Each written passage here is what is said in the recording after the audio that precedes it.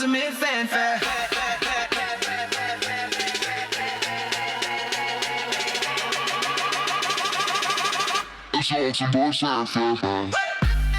What's going on, world? Welcome to this episode of the Playaction Podcast. We got Brandon here and we got my dog Colin. What's up, bro?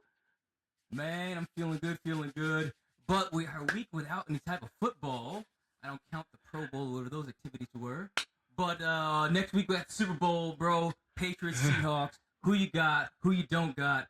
I mean, I know who I want. I'm going to just wait till after you. Oh, yeah, bro. It's Super Bowl week, bro. Everybody, it's go time, bro. It's that time. Okay, wait, bro. Okay, wait. You know, I'm going with the Patriots, bro. I'm going with the Patriots, bro. I'm going with Drake May, bro. Come on now. Yeah, I gotta respect, but dog, that was my MVP candidate. I called him a couple weeks ago. I know he might not win, but he's still a candidate right now at 23.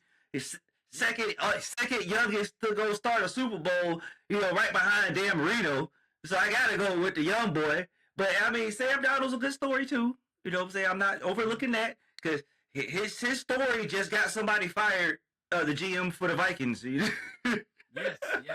So his success got other people fired. And that's some wild stuff. And I know he had to be thinking like, bro, the dude we just cut is going to the Super Bowl, bro. And what is going on? So I don't understand. But yes, the Patriots. That's my pick. What about you, bro? Who are you picking? Who are you going with? This is surprising. I did not expect you to pick the Patriots because I am picking the Seahawks by a mile. Oh my goodness, yes. Because for a couple reasons. One, the Patriots don't deserve to win a Super Bowl because Drake May's too young, Mike Vrabel's too young of a coach. Okay, and the Patriots, they didn't suck long enough. You got to go through a period of like and horribility, and they didn't do that. And so, F them, you don't deserve to win the Super Bowl.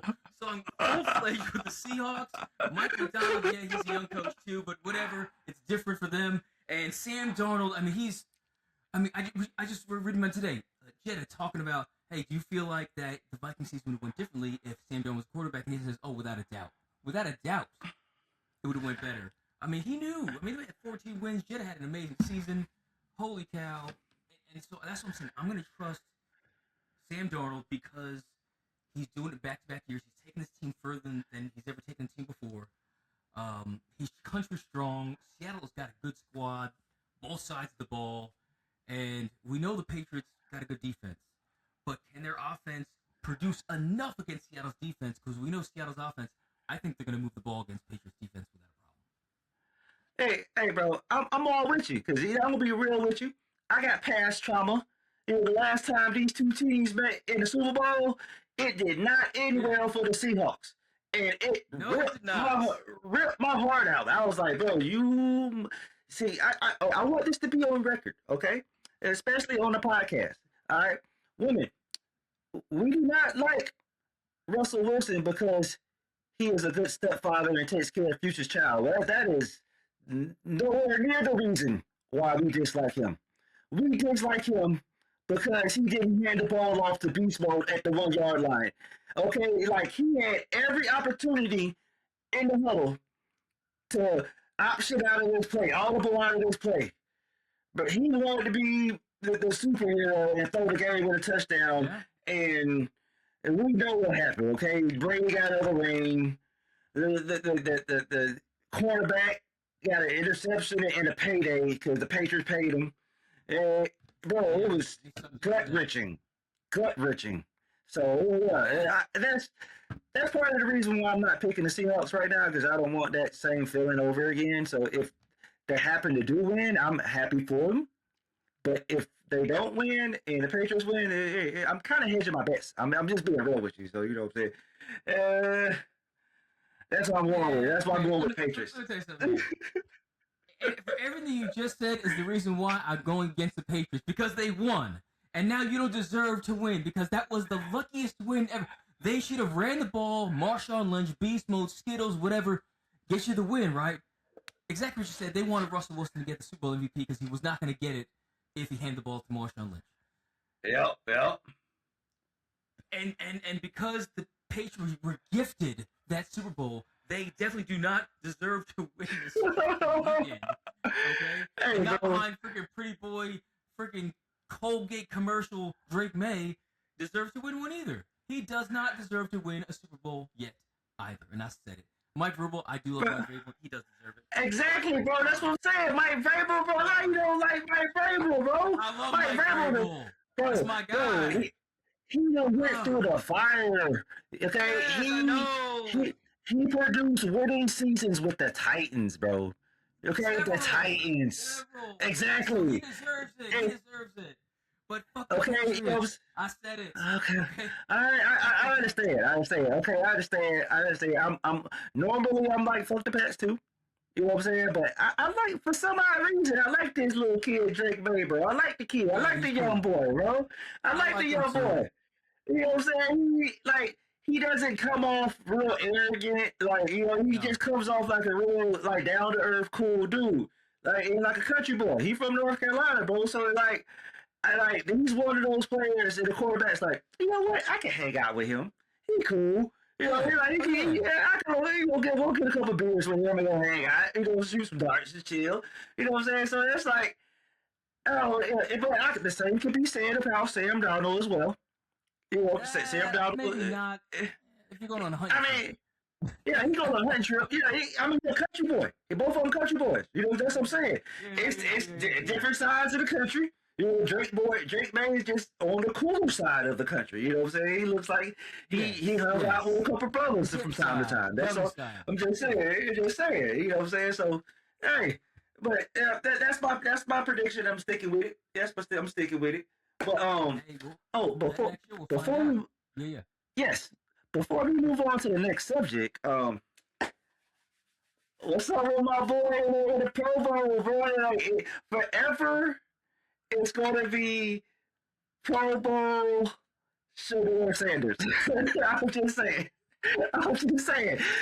Hey, it's a lot of quarterbacks that come in this league and out of this league that do not have that status attached to their name. However it goes. You think it's legit? You think his statistics legit? His statistics nowhere near. Best three. Nowhere near statistics wise. He didn't start in the middle of the season. But he's a popular pick. Extrapolated to 17 games. It's a popular pick. Okay, my boy's popular. He got motion. Okay, young boy got motion. Okay, that's the NFL wanted. The clicks and the lines. They want the eyes. Yeah. No one's watching. And so I'm glad that's what it goes to. You get it too. Some people think it's legitimate. This is sports entertainment. Okay, sports entertainment, and we're being entertained by the Sanders. That's all I'm saying. That's all I'm saying. 100%. You're 100%. Thank you for bringing some sort of context and light to this. I'm not delusional. Yeah, I'm not delusional. I know my boy didn't have the best season. You know, I know Trevor Lawrence deserved to be in here over my boy, because Trevor Lawrence, to be real, I don't know how he's not an MVP candidate as well. Agreed.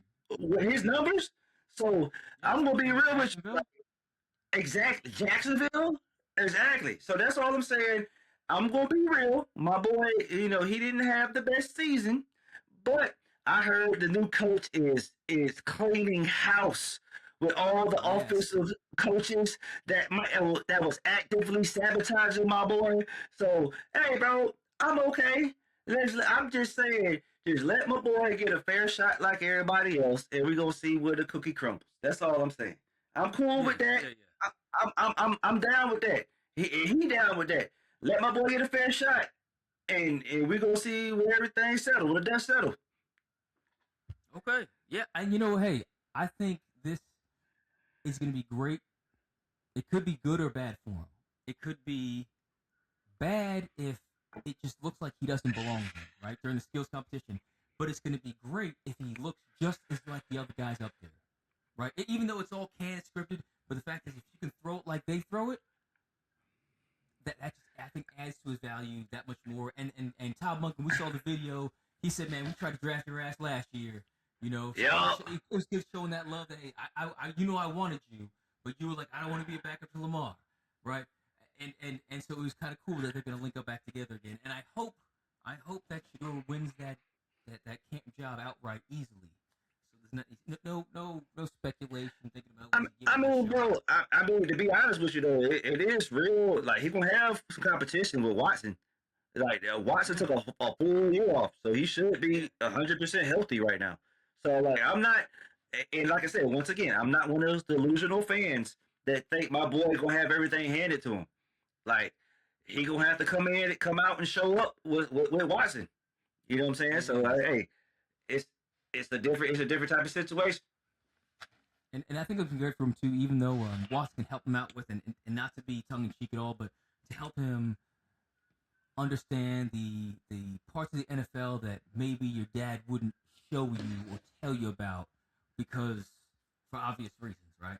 You don't want your son to see that part of your life because it's not even in the news at all. You know, as far as you know, Deion loved to party, but he never really did too much, right? Wasn't like Michael Irvin, where obviously his abuse was widely known.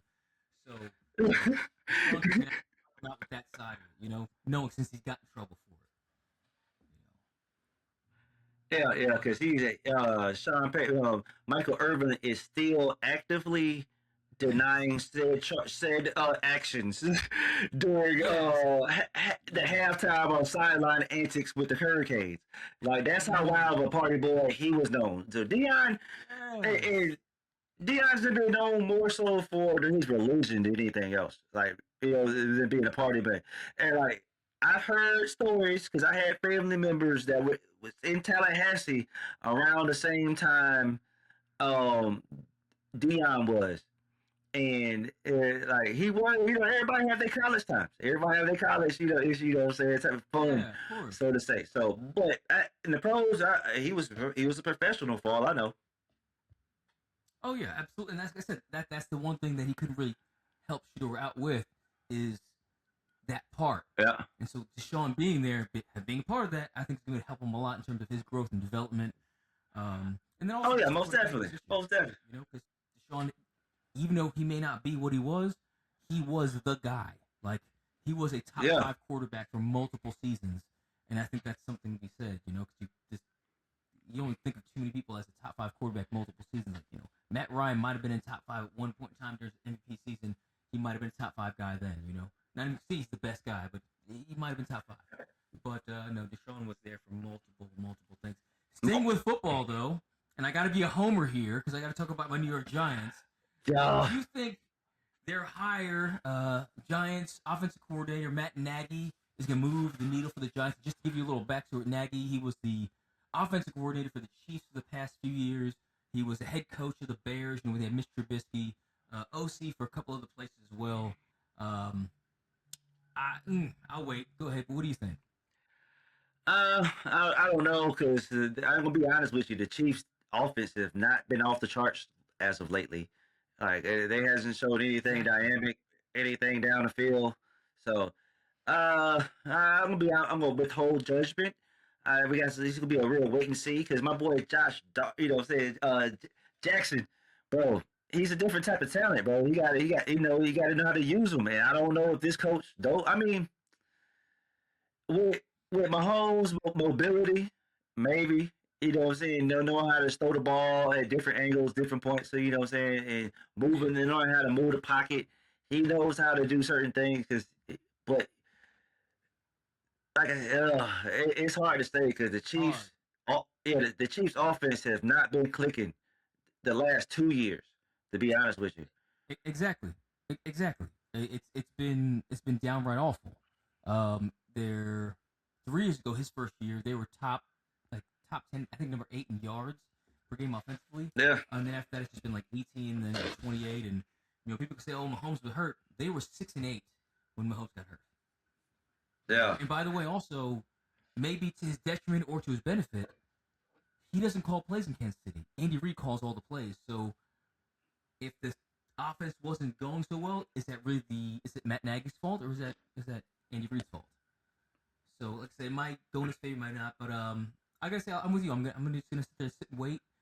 John Harbaugh is a heck of a coach. He's a CEO type coach. I don't think he'd get a offensive coordinator that didn't understand what they're walking into when they're coming into Jackson Dart. He's a multiple play. He's really coachable.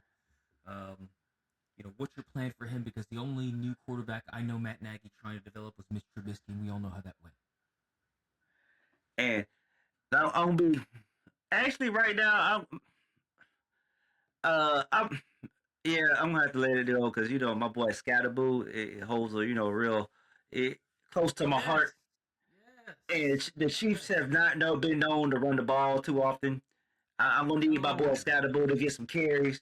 You know what I'm saying? Coming off this injury, bro, like the duo is one of my favorite duos in the NFL. So I would need to see Scatterboo get fed the ball at least 20 carries.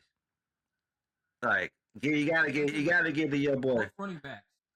Both running backs Giants have are receiving backs. Scat can receive, Trace can receive, and so I think Scatterboo's gonna probably get the bulk of the carries. He's probably gonna get probably get 60% of the snaps. But I don't want to see him just carrying the ball because you give him the ball in space, and that's where the magic happens. You give him the ball in the backfield, and our line sucks. Well, then he's gonna suck. But you give him the ball in space, he's magic. He's got incredible agility, and then obviously his contact thud when he hits you. Yeah, that's what I'm saying. Like I like Bam Bam, bro. You hit the ball off the Bam Bam, he gonna run into somebody. I mean, he might, like I said, it might not be the best for him long term, but but he gonna run into somebody. He gonna make contact. Yeah. That's what I love. That's what I love about my boy.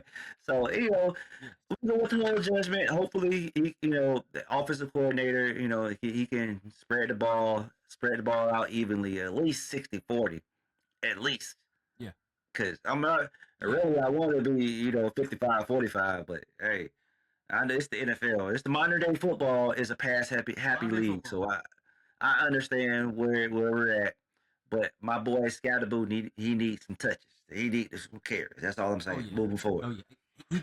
He gonna get him. I think he's gonna get fed a steady diet of carries because you get to wear down a defense with a guy like that, and then Jackson Dart can stay fresh and move the way he moves. He moves like a guy that don't look like him. You know what I mean? Okay. Yeah. I'm not saying he moves like Lamar, moves like Vic, but he moves. He moves. Exactly. Hey, speaking of moving and switching sports to the National Basketball Association, Giannis Antetokounmpo is currently part of the Milwaukee Bucks. Yet he's been part of a lot of trade speculation, going to the Warriors. And by the way, Warriors talking about trading Draymond as part of this trade, and they're shopping Draymond even outside of this trade. Going to the Timberwolves, can you imagine Giannis with Anthony Edwards? That's terrifying to think about. Or going to the Knicks, which is probably my team, but the least likely to happen, as the Knicks do not have a lot of draft capital. All they have are players, and I hear Milwaukee wants young talent to come back. All we have is late 20-year-old talent, roughly the same age as Giannis within a few years. So, my friend Brandon here, what do you think? Do you have an idea where he's going? Do you have any sources? Who do you want to go to? What are your thoughts, bro? I'm gonna be honest with you. I'm a little selfish. I want to see my boy go to the Warriors. This could be a more dominant version of Kevin Durant version of Warriors. And how Megan Thee Stallion's cooking has had Klay Thompson turning back the years. Klay Thompson has been looking pretty good. It might be time for a return. You know what I'm saying? I'm just saying, Klay been moving. He been moving. And we just talked about it off air today. Yeah. Klay been moving. You know what I'm saying? So amazing. Hey, with the Splash Brothers and Giannis, oh my God! And then the toxic person in the room is away. Because hopefully they trade Draymond in that package to get Draymond out of there. Because I don't want Draymond and Giannis on the same team. I don't think that meshes well at all. Like Giannis is too nice, good of a person. Giannis is just a good-hearted person, and I think he would fit well with Stephen Curry. And like those two personalities in games would mesh very well. And I believe LeBron James would be extremely jealous. To be honest, because we know he wants to play with Steph. But yes, that is my dream situation. Second, hopefully, hey, if it doesn't work there, if he gets to the war, to the Timberwolves with Anthony Edwards, oh, that would be crazy. That's blockbuster. Hey, I'm trying to tune in every game to see these two guys play. So hey, it's a good situation, but with the Knicks, they're gonna have to give up. Who you think? Who you think they have to give up? Towns, Josh Hart. Yeah. I think Towns and Hart. That would have to be I think it's my answer price. Towns. They're going to be Towns and OG Anunoby, or Towns and Mikal Bridges. Yeah. Money work because Giannis. Yeah. To make money work. Yeah. Yeah, I think it's going to have to be one of the wing guys and Towns, and I don't like that idea at all.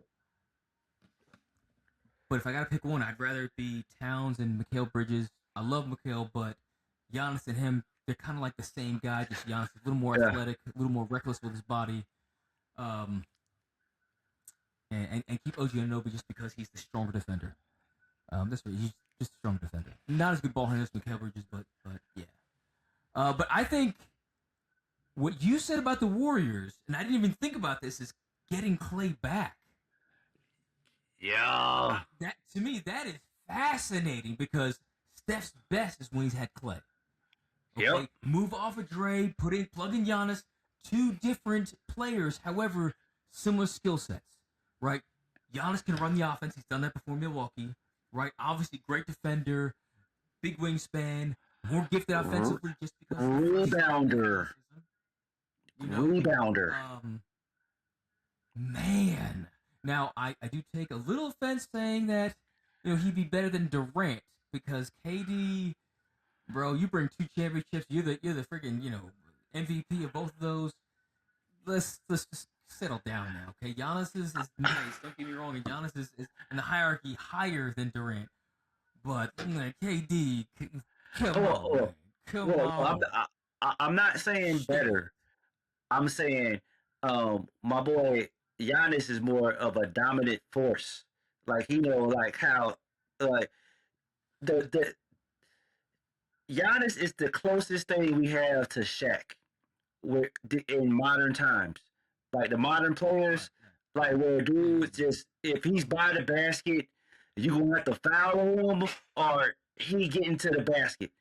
And bless you, and he get into the basket heavy. Like he gonna try to put it on your head, as the young kids would say, every time. So that's what I say dominant. Like Kevin Durant's Kevin Durant. Like he is a freak of nature, but also Giannis is a freak of nature as well. Like these are two. Yeah. They're different style players, but Giannis is way more physical, and it's crazy because KD could have been that way as well, but he just refused to go to the weight room. So yeah, I don't think KD has the hips. I think KD doesn't have the hips to be able to flare out and get low the way Giannis can. I just think that's just a genetic. Yeah, it's that's what Shaq. That's what I'm saying. That's why I compared him. Shaq was one of those freaks. That's what I'm saying. That's what. A lot of them, though. Yeah, because like they literally move like they're my size, like 5'10", 5'11". Yeah. So 180, 190 type, and they're agile, and it's like, bro, what is this? This is not supposed to be possible at 6'10", 6'11", and the coordination is ridiculous. Because I've seen some 6'4", 6'5" dudes look like a freaking ostrich in water, just flailing around, like, bro, super clumsy. So like to have everything together, yes, I would like to see Stephen Curry without toxic Draymond Green, because let's be honest right now, the Warriors could be on another dynasty run right now if Draymond didn't knock out Jordan Poole and destroy team chemistry, or if you go before that, cuss out Kevin Durant and tell him that, oh, we won a championship. Oh yeah, that too. Yeah, punish Ron Nuts, caught. Comeback. Yeah, exactly. That is exactly that 3-1 comeback. So it's like, bro, Draymond has been the catalyst to a lot of negative things in that organization. So to me personally, yeah, I would be totally fine with them trading him in a package for Giannis. Ship him to Milwaukee so his career can die. So he can show you are not the Hall of Famer that you think you are. You are just blessed to be drafted in the position that you were drafted in. He'll be a Hall of Famer. We both know that. I mean, he's gonna be in a Hall of Famer just off of the accomplishments of the team. As far as him, that's what I mean. Yeah. As talent level, I think he is nowhere near talent level worthy of a Hall of Fame jacket. I think he would probably agree with that. Yeah, definitely. I think he has the one thing in his favor. He's a defensive guy who can run an offense. Yeah. And with Golden State, with Steve Kerr, it was the only fit in the league that he could probably go in and thrive, and he happened to be in the right situation. And, I need a guy who can defend and also bring the ball up, because Steph's not a strong ball handler. At that time, when he was younger, he wasn't a strong ball handler. Yeah. Because remember they froze him out in Davidson one year, and Clay's he's not a ball handler either. So I got a guy who's 6'5", 6'6", husky build. It's gonna be hard to get in there, and he can bring the ball, and yet he can also be our best defender. And that could apply to who's the guy that Jordan drafted? Michael Kidd-Gilchrist, right? Draymond Green. But they didn't know how to use him there because he's just a really good defender, can handle the ball, shot like crap, just like Draymond, right? But Zach Randolph. Great position though, but Zach was bigger. Zach was bigger. But he can handle the ball. But he can handle the ball as well. Yes. But Zach didn't play no damn defense though. I mean, he didn't want to. He didn't want. He didn't want to. It was ego. He didn't want to. You need 2010. You need 2010. I mean, but Zach never had an awesome nucleus around him, so he could be like he knew he had a chance to win a chip. So right. I mean, because bro, if you got Clay and Steph and you see them the crazy stuff they're doing in practice, I'm going to hustle on defense, bro. Like I play defense regardless, you know what I'm saying? But that's my thing. But I'm extremely going to hustle on defense if I know, hey, we have a chance every year with these two dudes back here. They gonna shoot the rock, and it's like, like I said, Draymond was blessed to be drafted where he got drafted at. He has made a Hall of Fame career. I mean, I'm gonna be honest. I'm not, like I say, not non-delusional. Like I get it. Yeah, he deserves it. Because if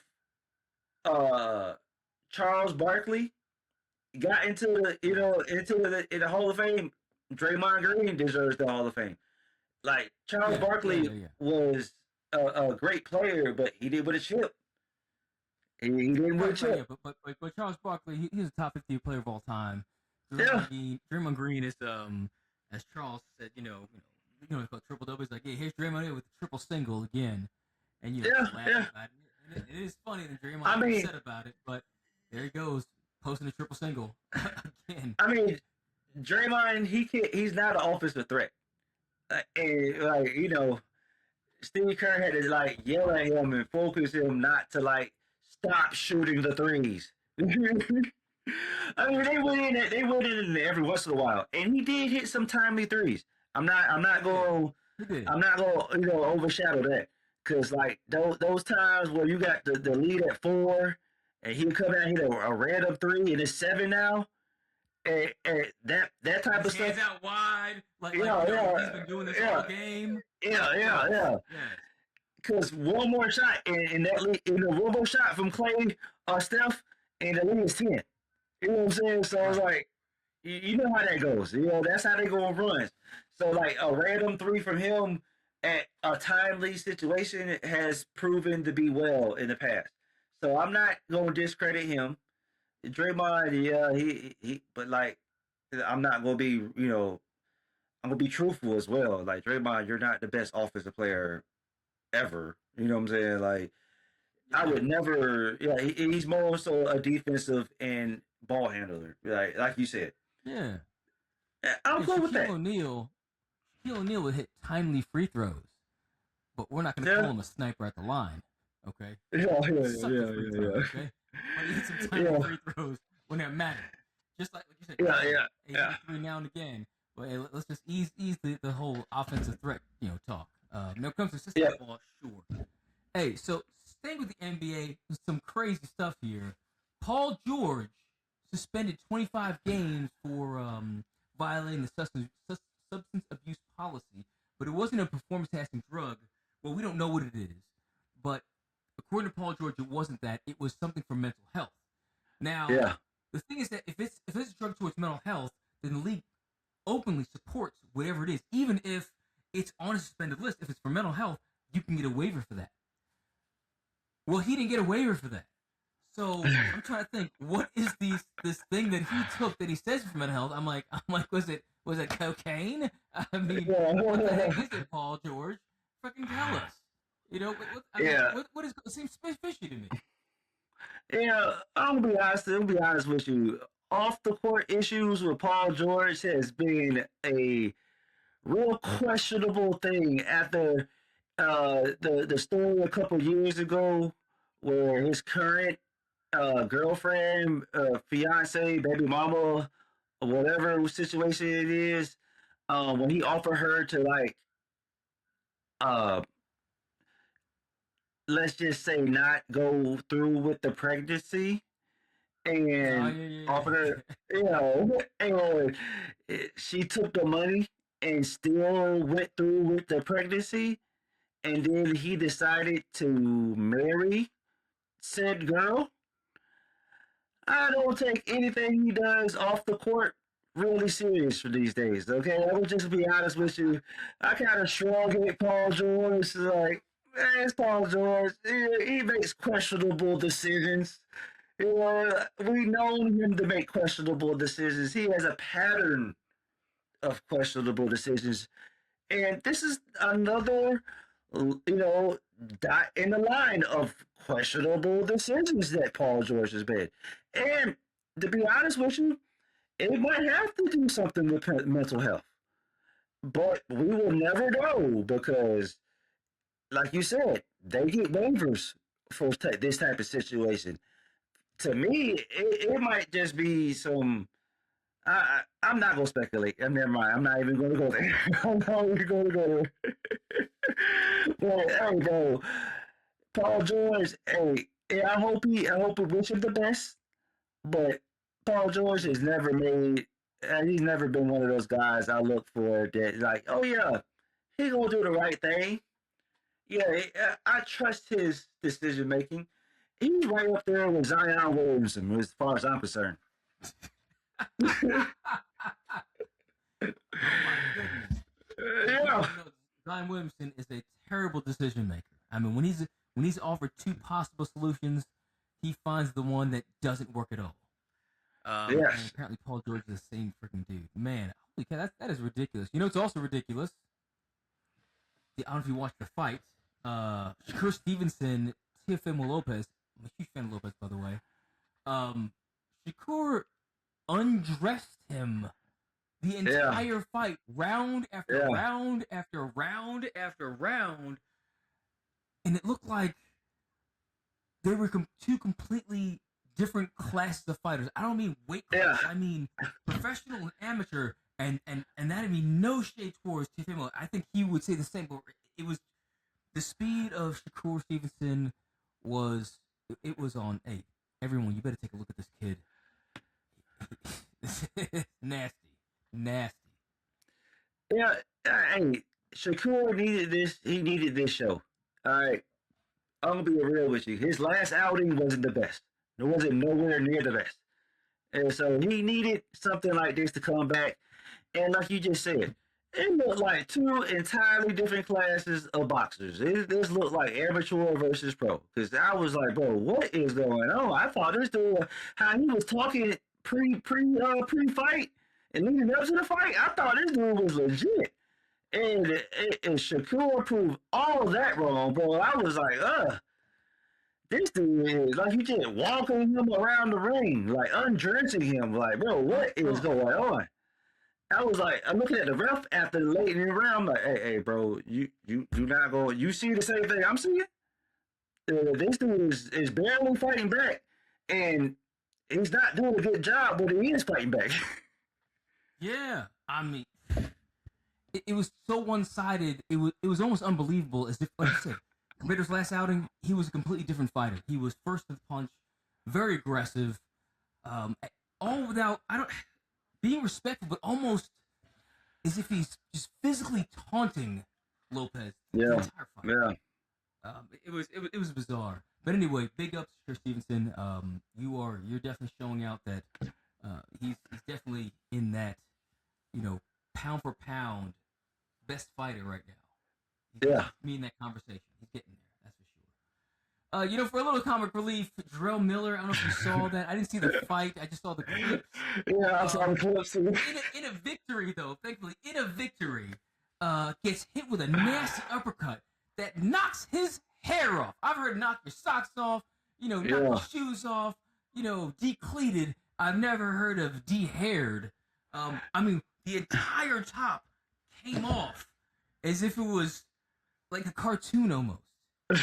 I feel for him, but he got the dub, so he probably doesn't give a hot damn, Yeah, bro. I don't know how you confidently go into a fight knowing that you have a man to pay up there, and you know you're going to get hit in your head, and so it's like it's a possibility of this coming off on national television.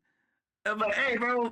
The day and age we're in right now, we're talking about him right now, okay? We're talking about him.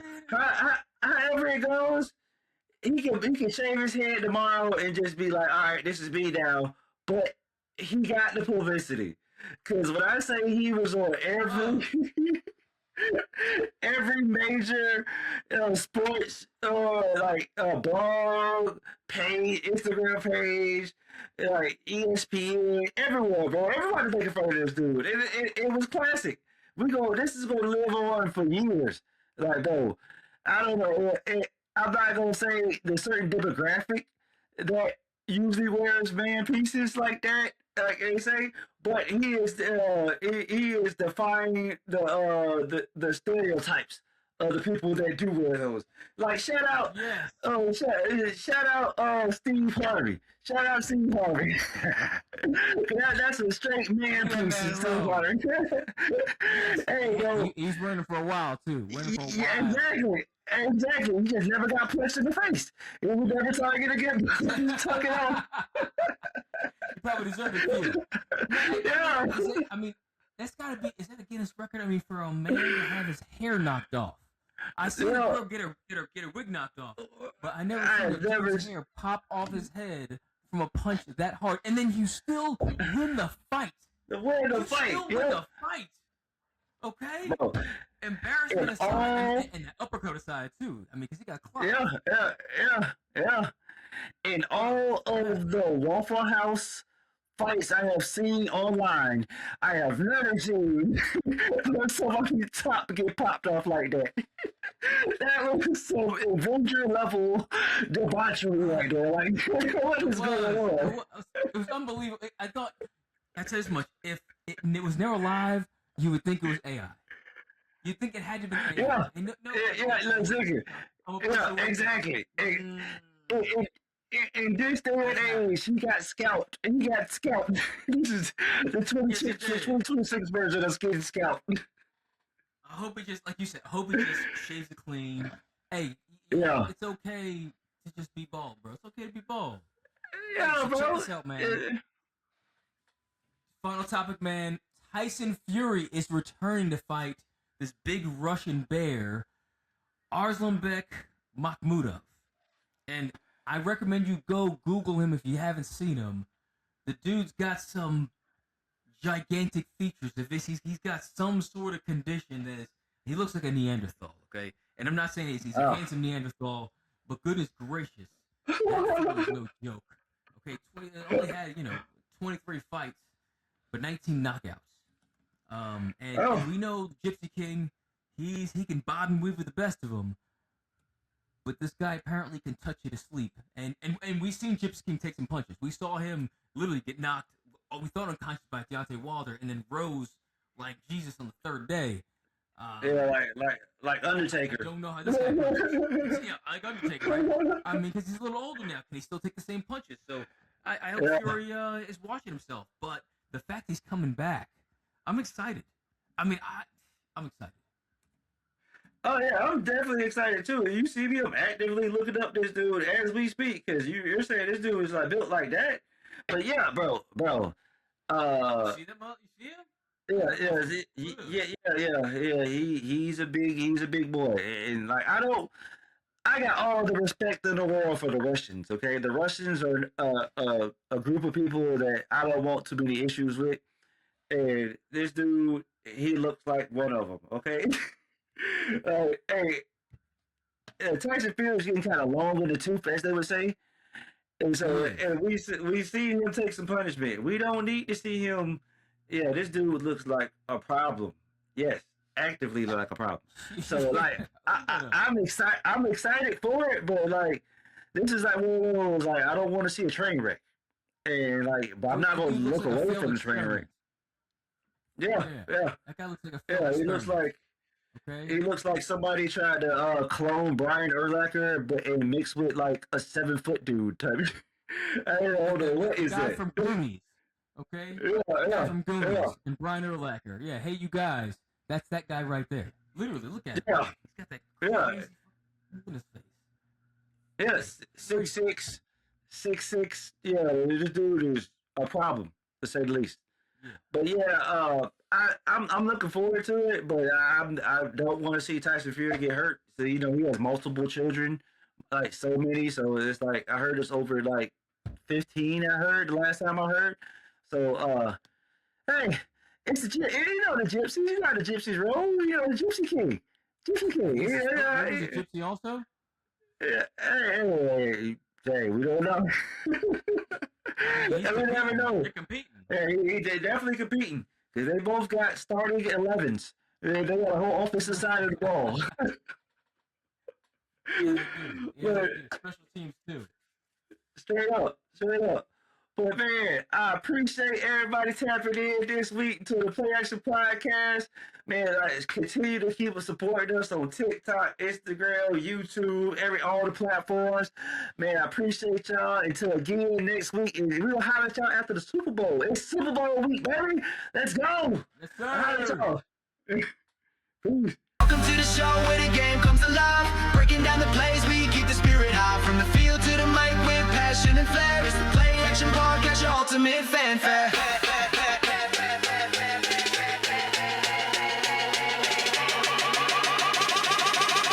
It's all some boy fanfare.